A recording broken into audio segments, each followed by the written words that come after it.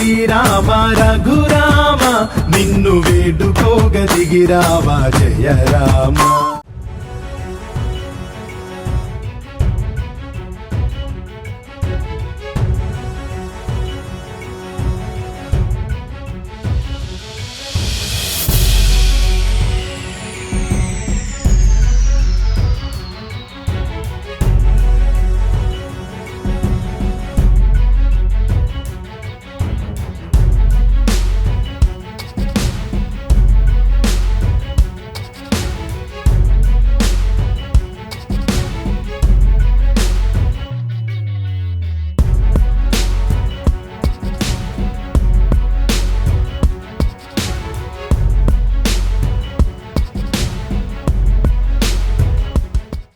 ఒక్కసారి శ్రీరామ శ్రీరామ అనుకుంటే విష్ణు సహస్రనామాన్ని చదివినంత పుణ్యం వస్తుందన్నమాట.